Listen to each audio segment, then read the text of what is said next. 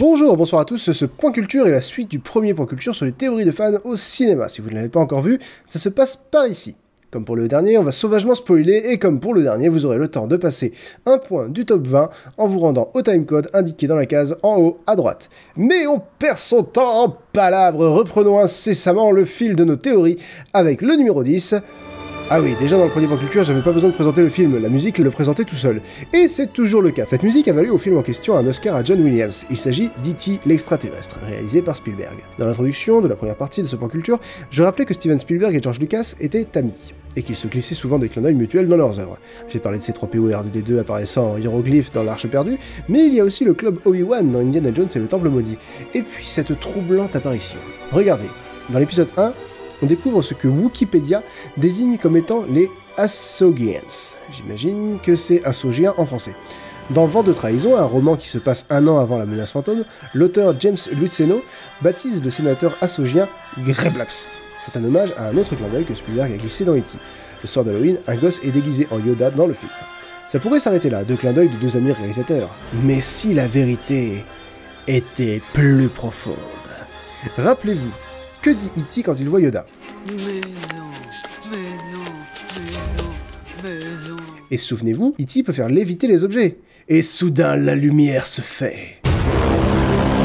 Tout était si limpide. Tout était devant nos yeux. E.T. est sensible à la force. On peut même aller jusqu'à dire qu'E.T. est un Jedi. Ou un Sith. À vous de voir quel côté de la force vous voulez décrédibiliser. Numéro 11. Et oui, il est de retour, Toy Story, le film qui serait un putain de film d'horreur s'il se passait chez moi. Sérieusement, je tremble à l'idée que tous ces trucs soient vivants. Rappelez-vous, dans la première partie de ce Point Culture, j'évoquais la théorie comme quoi le père d'Andy, le personnage auquel appartiennent tous les jouets, serait en fait décédé. Mais la mère d'Andy a également une théorie à elle. Mère célibataire, ou veuve, ou divorcée de 2 enfants, on ne connaît pas son métier, juste qu'elle gère assez bien l'éducation de ses 2 rejetons, Andy et Molly. Dans Toy Story 2, on découvre un deuxième personnage dont on apprend presque rien, Emily, l'ancienne propriétaire de Jessie. Une théorie veut que ces 2 personnages ne soient qu'une seule et même personne. Alors vous allez me dire... Non, vous allez rien me dire du tout puisque c'est une vidéo, c'est enregistré, je suis actuellement en train de parler tout seul. Vous pensez peut-être que rien ne rassemble ces 2 personnages hormis le fait que ce sont 2 femmes. Et on peut alléguer qu'il existe probablement plusieurs femmes dans l'univers de Toy Story, idée qui me paraît assez recevable. Certes, mais la timeline colle pas mal, on ne sait pas quand Emily a abandonné Jessie précisément, mais on peut imaginer qu'Emily est une adulte étant donné les rares indices temporels qu'on possède.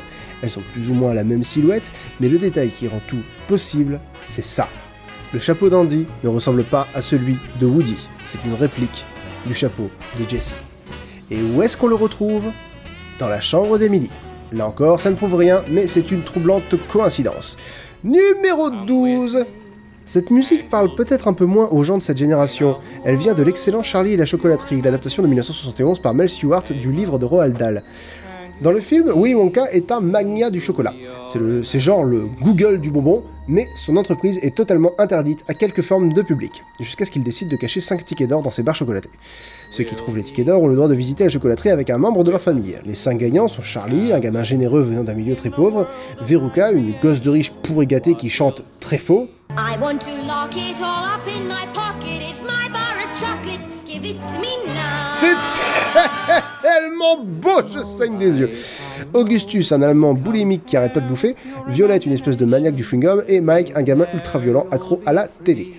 Et basiquement, durant la visite de la chocolaterie, tous les gosses sont punis par où ils ont pêché, et Charlie hérite de la chocolaterie.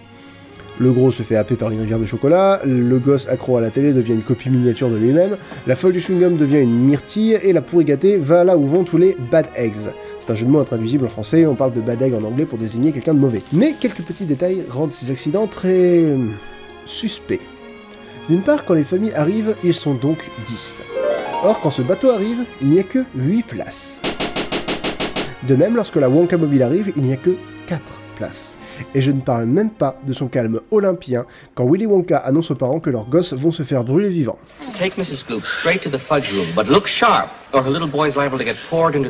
La vérité, c'est que Willy Wonka est sans doute un tueur d'enfants. Tout simplement. Et que ça m'étonnerait pas que les enfants pourri gâtés soient un ingrédient des chocolats Wonka. Oompa loompa doompa didou, cette devinette est faite pour vous. Oompa loompa doompa dida, si vous êtes malin, écoutez-moi. Que faut-il pour faire du bon chocolat? Dans la chocolaterie de Willy Wonka, 60% d'amour, 30 de soleil du matin, 15% de goût d'enfant humain. Ce sont de sales gosses, nous ne faisons rien de mal, rendant les gens ignorants cannibales. Pour vivre, refaites comme nous, nous les Oompa Loompa Doompa Didou. Numéro 13, vous le savez sans doute, j'adore Batman. Vous le savez également, j'adore le Joker. Vous le savez peut-être, mais la trilogie de Nolan n'est pas mon adaptation de Batman favorite. Vous ne le savez pas, mais les théories concernant cette trilogie sont légion. En fait, Alfred ne voit pas Bruce à la fin du film. Batman est bien mort et Alfred l'imagine. Quels arguments avez-vous? En fait, si Alfred est aussi protecteur, c'est parce qu'il est le père biologique de Bruce Wayne. Quels arguments avez-vous? Décidément, tu arrives à trouver le point faible de toutes mes hypothèses. Double de moi que je joue avec une voix plus grave pour qu'on puisse faire la différence. Mais alors, que dis-tu de celle-ci? Le Joker est un vétéran de la guerre. Quels arguments avez-vous? C'est parti. Dans The Dark Knight, on ne sait rien du Joker. Il se présente et agit comme un agent du chaos. C'est d'ailleurs quelque chose que j'apprécie car dans les comics, on n'est sûr de rien concernant le passé du Joker non plus. Et dans ce film, le Joker a le visage déformé par deux énormes balafres de part et d'autre de la bouche, ce qui effraie les autres personnages. Sauf Batman. Parce que Batman n'a peur de rien. Un homme qui n'a pas peur, c'est pas un homme. Mais comme vient de pas me dire qu'un type n'a pas peur, c'est un fou, faut l'enfermer. Ce moment bizarre où le grand Jacques et le grand Jack s'accordent sur un point. Bref, le Joker fabule donc à 2 reprises sur les origines de ses cicatrices, afin de faire peur à ses victimes. Un père violent, une automutilation pour la femme qu'il aimait, une théorie donne une origine assez crédible à ses cicatrices, venant d'un autre discours du Joker. Si demain soir je dis à la presse que un brigand va se faire descendre, ou qu'un fourgon chargé de soldats va se faire exploser, personne ne panique? Parce que tout ça, ça fait partie du plan. Et si le Joker était en train de parler de lui-même? Si le Joker était un vétéran de la guerre? Il sait utiliser des armes, voire des armes lourdes, il a accès à des explosifs, c'est un stratège capable d'organiser un braquage de banque basiquement à lui seul, il tue un garde du corps en une demi-seconde, il rivalise au corps à corps avec Batman, il parvient à reproduire à la perfection les gestes des policiers lors du discours du maire, et il est très possible que le Joker soit un vétéran de la guerre souffrant d'un très sérieux syndrome post-traumatique. Vous allez me dire, il y en a des vétérans, tous ne deviennent pas le Joker. Je vais vous répondre, il y en a des orphelins, tous ne deviennent pas Batman. C'est bien ce qui les rapproche. S'il y a une leçon que le Joker nous apprend, c'est qu'il suffit d'une mauvaise journée pour réduire l'homme le plus équilibré qui soit à la démence. Numéro 14. Oh que oui, on va parler robots, mesdames et messieurs. Bon, en fait, je vais surtout parler du premier Terminator. Et cette musique vient complètement de Terminator 2, mais mes couilles sur ton front. Alors, Terminator, pour ceux qui l'ignorent, est le film qui a lancé à la fois Arnold Schwarzenegger et James Cameron. James Cameron avait réalisé Piranha 2 avant Terminator et Schwarzenegger avait joué dans plus de 5 films, dont les 2 Conan. Oui. Oui, c'est vrai. Mais bon, on peut aussi dire que Terminator a lancé Brian Thompson. Qui donc? Mais si, Brian Thompson. Shao Kahn dans Mortal Kombat Annihilation. On va retenir que Terminator a lancé James Cameron et Schwarzenegger. Alors, Terminator. Dans le futur, une guerre éclate entre les humains et les robots. Les humains vont la gagner, mais Skynet, l'entité derrière les robots, envoie un des leurs, le T-800, tuer Sarah Connor, la mère de John Connor, le leader de la résistance humaine, avant même la naissance de ce dernier. John Connor envoie donc Kyle Reese protéger sa mère, et c'est là que le spectateur attentif se demande « Mec, t'as gagné, pourquoi tu t'emmerdes ?» Imaginons, nous sommes au Stade de France en 98. Oui, vous ne rêvez pas, je parle de foot, tout arrive. Et 5 minutes avant la fin du match, un Brésilien accoutré comme le visiteur du futur s'empare d'un micro et dit « Ah ah, il y avait je retournais dans l'œil passé !» Ouais non, ok, c'est raciste. Je vais retourner dans le passé pour tuer la mère de Zidane avant qu'il ne naisse. Et là, il disparaît. Je dirais qu'on aurait tous été un peu circonspects, mais qu'on s'en serait foutu sur le coup, non? Et c'est là qu'on rejoint la règle de l'odieux connard, je cite. Pour rater un film, il existe 3 éléments incroyablement compliqués à gérer qui, à moins d'y prêter une attention particulière, sont une garantie certaine de ratage. Il s'agit de Dieu, de la grosse magie et des voyages dans le temps. Retourner dans le passé ne change pas le présent. Ça me paraît d'une simplicité enfantine, mais je sais pas, plein de films ont l'air de s'en battre les couilles. Tel que je vois le truc, on se représente très facilement l'espace en 3 dimensions, mais jamais le temps. Regardez, ça c'est ma vie, en une dimension. Je n'ai pas besoin de vous expliquer que le début est là, que la fin est ici. Maintenant, ça c'est ma vie en 2 dimensions. Par rapport à la première dimension, ce serait genre vu de dessus. Chaque fois que je fais un choix, je déplace la ligne vers la gauche ou la droite. Et évidemment, ma ligne temporelle est influencée par une infinité d'autres lignes temporelles qui partagent ce plan. Exemple simple, mettons, je me réveille un mardi, je finis le point culture en avance, mais mes parents ont besoin de moi chez eux pour garder les chiens parce qu'ils se prennent des petites vacances. J'accepte et décide donc de sortir la vidéo vendredi. Et ça tombe bien, ce vendredi-là, t'es invité à une soirée où tu connais pas grand monde, sauf une fille que tu trouves belle, intelligente, gentille, mais elle ne te remarque pas. Tu proposes alors de regarder le point culture, qui vient juste de sortir, et tout le monde se marre, et la fille trouve que tu as des goûts très intéressants, et apprend à te connaître. Tu ne le sais pas, mais tu as pécho grâce à mes parents. Mais les directions que ma ligne ne prend pas existent juste pas dans ce plan-là. On arrive à une troisième dimension temporelle, symboliquement représentée par la hauteur dans ma métaphore. Nous évoluons tous dans ce plan-là, mais le voyage dans le temps implique que je me retrouve dans un autre plan, plus haut ou plus bas, un plan où j'ai voyagé dans le temps. Si j'étais arrivé dans le salon de mes parents en disant « C'est incroyable, on est en 2015, ça a fonctionné !» bah, mes parents auraient sûrement pas pris de vacances, etc., etc. Traduction Terminator, les plans de la réalité où les humains ont perdu la guerre existent. De toute façon, l'important c'est d'être dans un plan où les humains l'ont gagné. D'où la question que j'ai vue plusieurs fois sur internet, pourquoi Kyle Reese voudrait-il empêcher le Terminator de tuer Sarah Connor dans un autre plan de l'existence? Réponse simple, l'amour. Il ne supporte pas l'idée que la femme qu'il aime soit en danger, même dans un plan où... bah où il n'existe pas. Mais moi j'ai une autre question moins simple. Pourquoi Skynet n'a envoyé qu'un T-800 pour tuer Sarah Connor? J'ai une théorie. Oui, celle-là, elle est de moi, donc j'imagine qu'il va y avoir des trous partout. Les machines ne veulent pas anéantir les humains. Regardez un peu le futur, regardez les grosses machines, les armes. Pourquoi envoyer un androïde? Bon, il y a une explication bullshit dans le film, ils peuvent pas envoyer dans le passé de matière non organique. Mais le T-800 est une machine, s'il suffit d'être recouvert de peau, alors pourquoi ne pas envelopper une armée dans un genre de sac de peau? Bref, une théorie trouvée sur internet veut que les machines veulent sauver un minimum d'humains pour garder une raison d'exister, les maintenir en vie pour les chasser, quoi. Ma théorie, c'est un genre de scénario à la iRobot, c'est-à-dire que les machines ne veulent pas détruire les humains, mais les ramener à un nombre qui n'a pas d'influence néfaste sur la planète. Bon, ça vaut ce que ça vaut, j'ai pas vraiment d'argument, c'est juste que, oui, en effet, on dirait que les robots veulent pas vraiment gagner la guerre, donc j'essaie de leur trouver une raison. Numéro 15. Bon, je vais essayer de moins digresser pour les dernières théories, même si comparativement aux 14 autres, elles risquent d'être assez courtes. La plupart des gens connaissent cette musique, mais étrangement, quand j'ai fait mon sondage, j'ai pu voir que les Dents de la Mer étaient assez peu regardées aujourd'hui. Je vais donc faire le résumé rapide habituel.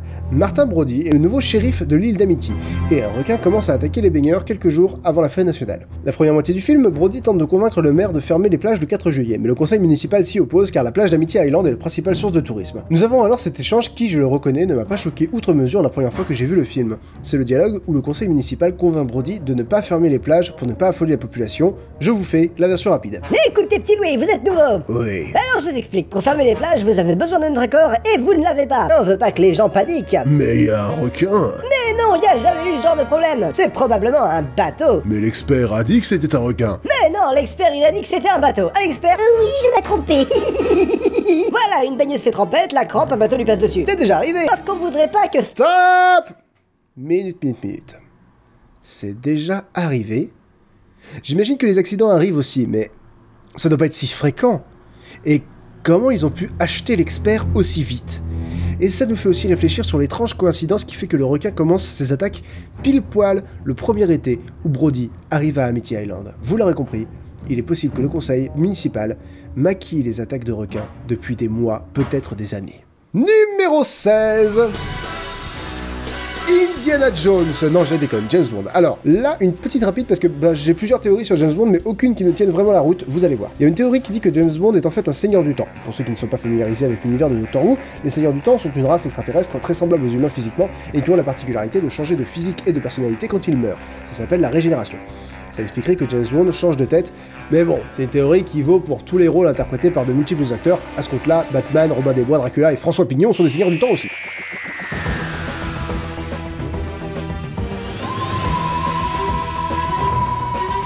Non, par contre, une autre théorie veut que James Bond soit un nom de code. Ça expliquerait non seulement pourquoi il change de visage, alors que le reste du casting non, que ce soit Miss Moneypenny, M ou Q, mais aussi pourquoi un agent secret se présente toujours sous son vrai nom. Mr. My name is Bond. The name is Bond. My name is Bond. Yes, my name is Bond. Name's Bond. The name's Bond. James. Bond. James. Bond. James Bond. Bond. Bond. James. Bond. James. Bond. James Bond. Bond. Bond. James Bond. Si effectivement le nom de code James Bond désigne plusieurs agents, ça répond à la question. Mais cette théorie s'est faite un peu démonter par Skyfall. Là, ça va devenir un peu difficile à argumenter. Numéro 17. parlons de Twilight et parlons-en sérieusement. Non, parce que vous le vouliez ou non, que nous le voulions ou non, la saga Twilight fait partie des sagas les plus populaires et les plus regardées du cinéma, et statistiquement, il y a énormément de chances que des fans de la saga regardent cette vidéo. Vous connaissez forcément l'histoire, mais je vous résume très brièvement les 5 films. Bella est une humaine, elle rencontre Edward, un vampire végétarien. Le concept d'un vampire végétarien, c'est qu'il mange que des animaux. Faut pas y réfléchir trop longtemps. Edward, donc, qui tombe amoureux d'elle, la présente à sa famille, et tout va youpidou bien, fin du film 1. Edward se rappelle que les vampires mangent des humains et que Bella est par conséquent en danger, donc il se casse. Bella trouve du réconfort auprès de Jacob, qui est un loup-garou, cette fille a des problèmes, mais une série de quiproquos amène Edward à penser que Bella s'est suicidée, donc il veut se suicider en provoquant les Volturi, ces gens les parrains des vampires. Bella sauve Edward, mais les Volturi disent que si elle est au courant, elle doit soit mourir, soit être vampirisée. Il décide donc de la transformer en vampire, mais Edward veut d'abord qu'il se marie. Fin du film 2. Elle accepte, fin du film 3. Non, en vrai, elle hésite, il y a Jacob, il est amoureux, elle est amoureuse, et gna gna gna, mais bref, dans l'idée, elle accepte, fin du film 3. Film 4. Il se marie, copule, alors qu'elle est toujours humaine, elle tombe enceinte, ce qui craint parce que les humains peuvent pas avoir de bébé de vampire. Mais elle la garde parce que le pouvoir de l'amour est plus fort, elle semble mourir en couche, donc Jacob veut tuer le bébé, mais en tombe amoureux. N'y réfléchissez pas. Edward la transforme en vampire, et pouf, elle ressuscite, vous inquiétez pas, c'est bientôt fini. Film 5. Une vampire voit le bébé, va dire aux Volturi que c'est un bébé dangereux, ils annoncent qu'ils vont tuer Renesmee, c'est le nom du bébé, c'est super moche, et qu'ils vont tuer ses parents. Ils arrivent, voient que le bébé est pas un danger, et repartent sans tuer personne. Bon, quelques points ne sont pas expliqués dans le film. Notamment la capacité qu'a Bella, non seulement de pouvoir coucher avec un vampire, ce qui est normalement impossible, mais en plus de pouvoir porter son enfant. S'ajoute à ça le fait qu'Edward, qui est un télépathe, ne peut pas lire les pensées de Bella. L'explication serait que Bella ne serait en fait pas totalement humaine. Et l'une des créatures qui a le pouvoir de neutraliser les pouvoirs des vampires, dans la saga Twilight, ce sont les loups-garous. Bella serait en fait en partie loup-garou. Alors certes, c'est un peu n'importe quoi, mais nous sommes dans un univers où les vampires sont incrustés de diamants, donc l'un dans l'autre, la barre du n'importe quoi est déjà copieusement franchie. Numéro 18.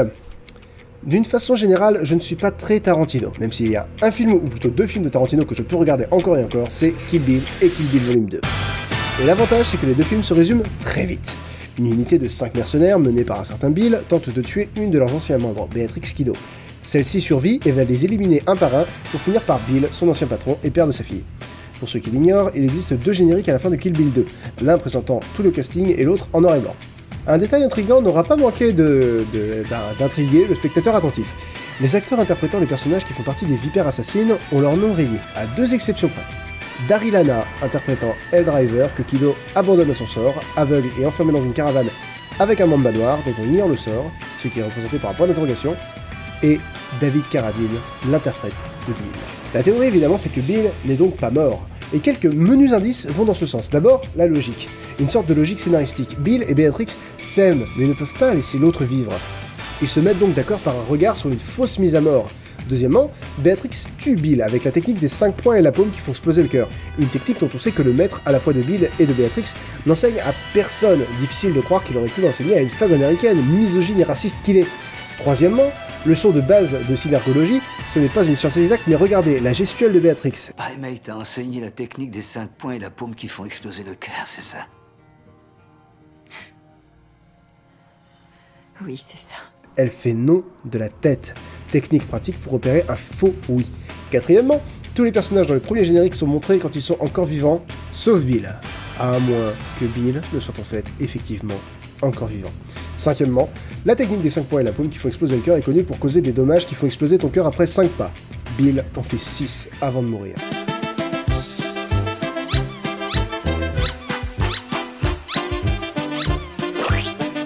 Bref, c'est beaucoup de détails, mais c'est beaucoup de détails. Numéro 19, on n'est plus exactement dans notre génération, on peut pas dire que ça a mal vieilli, mais ce serait un peu abusé de dire que ça a bien vieilli, alors accordons-nous sur le simple fait que ça a vieilli. Non, certains passages ont un charme rétro.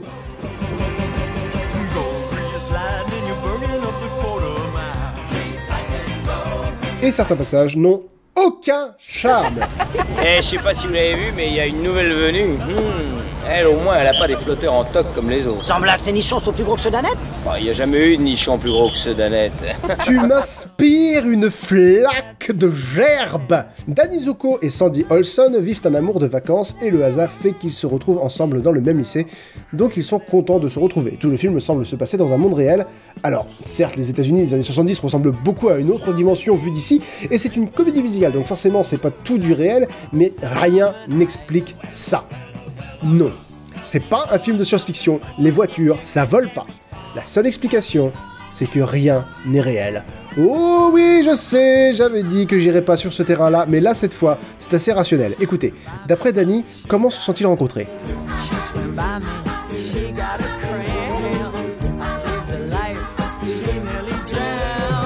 Elle a eu une crampe, elle a failli se noyer.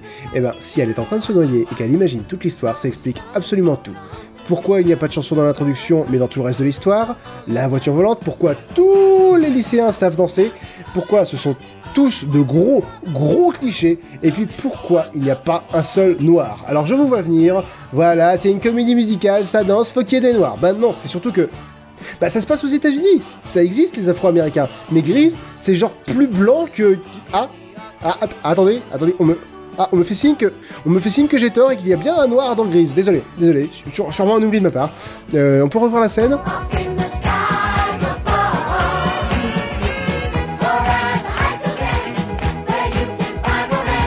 Là, voilà, il est là, le nord de Grease. Autant pour moi. Bref, j'aime pas les théories qui se résument à finalement tout n'est qu'un rêve, mais en l'occurrence, ça apporte une réponse à une question qui n'en a pas. Et enfin, numéro 20, là par contre, la musique ne dit rien à personne à part les gros fans de genre, il s'agit de The Thing de John Carpenter, en 1982. En Antarctique, des chercheurs se font attaquer par une créature alien capable d'assimiler et imiter n'importe quel organisme. Bien vite, le film se transforme en une chasse aux sorcières pour savoir qui est toujours humain et qui est la créature déguisée. À la fin du film, il n'en reste que 2. Impossible de savoir s'ils sont tous les deux humains ou si l'un des deux est infecté. Enfin, presque impossible. Et c'est intéressant parce que cette théorie possède également des indices extra-diégétiques, des pistes qui ont été laissées délibérément par le réalisateur. Si vous ne l'avez pas encore vu, c'est un classique, il faut le voir. Et si vous l'avez vu, la théorie voudrait que la bouteille que MacReady et Childs se partagent à la fin ne soit pas de l'alcool, mais de l'essence. Pourquoi? Parce que MacReady fabriquait des cocktails Molotov plus tôt dans le film, et que si un être humain boit de l'essence, il le recrache aussitôt. Un alien ne le saurait pas. Quelques petits détails que vous avez peut-être loupés. Vous avez remarqué que le souffle de MacReady crée de la vapeur, alors que celui de Childs, non. Vous avez remarqué que la musique commence quand Childs prend la bouteille, que MacReady rit quand Childs boit sans la moindre raison.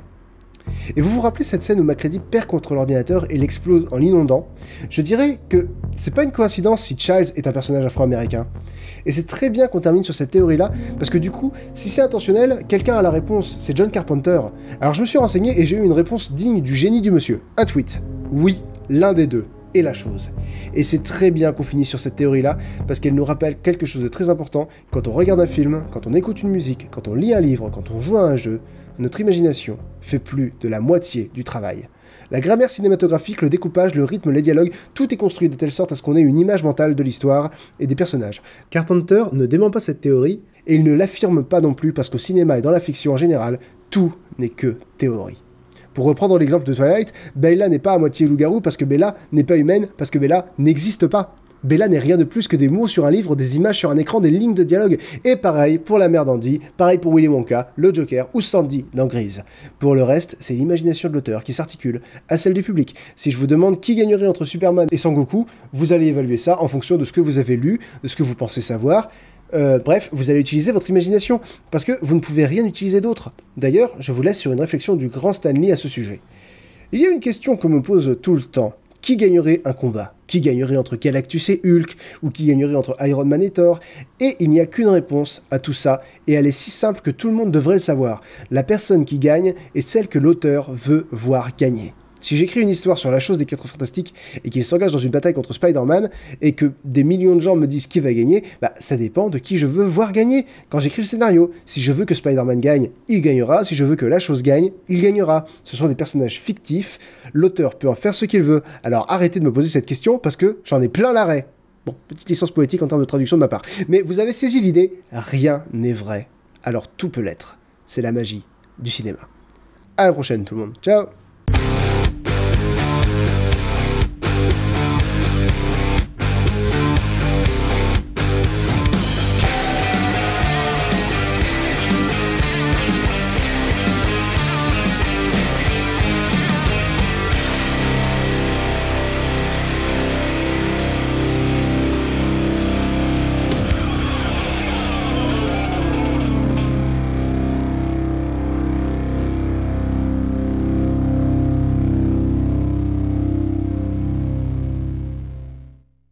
Étant donné le succès de la scène post-générique de la première partie de cette vidéo, j'ai réalisé très vite fait une petite conclusion. Spoiler alerte, ne regardez pas cette conclusion si vous ne voulez rien savoir de la famille de Kylo Ren dans Star Wars épisode 7, le réveil de la Force.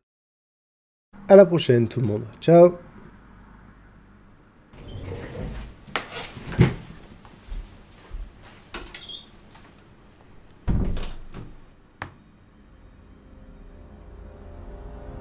Il est grand temps de lever mon armée.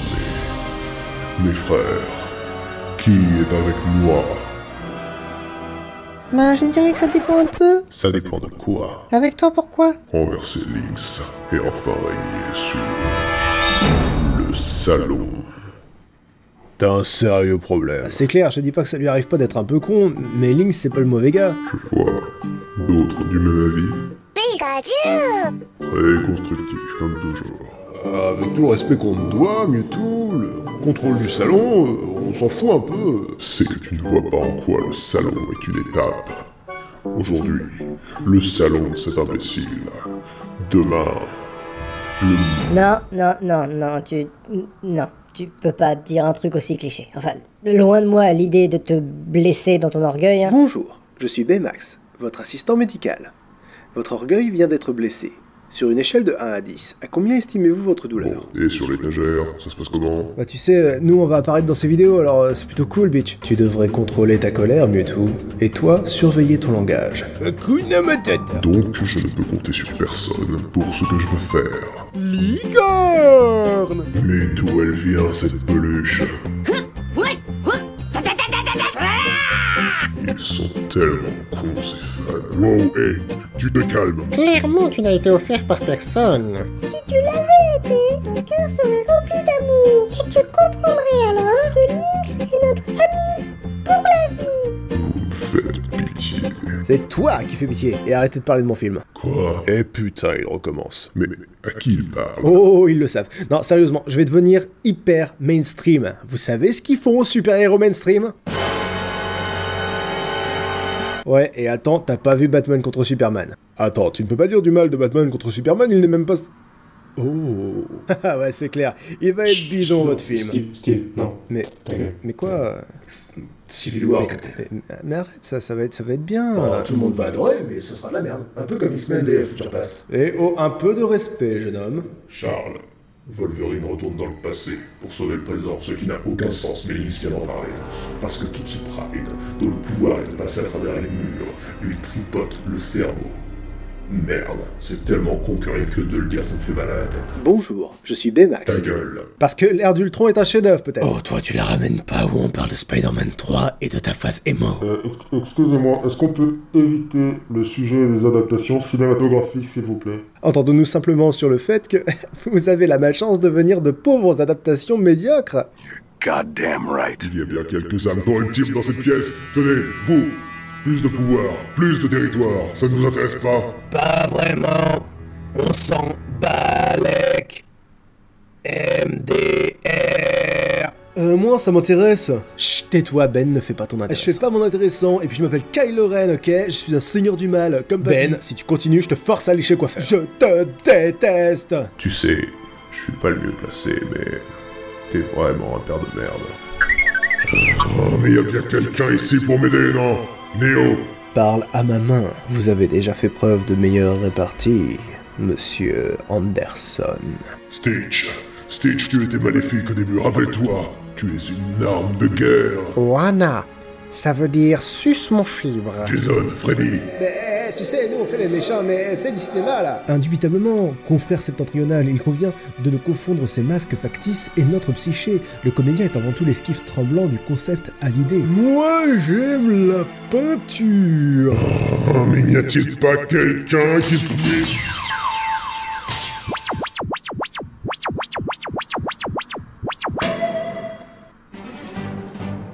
Voilà, ça va lui donner le temps de réfléchir. Ah, attends, mais il va s'étouffer là-dedans. Mais non, c'est plus grand à la taille. C'est pas un peu facile comme punchline? Écoute, avec toutes les aventures que je vis, c'est normal que je me répète un peu. Ah ça, j'étais un aventurier moi aussi. Et puis j'ai pris une flèche dans le genou. Bonjour.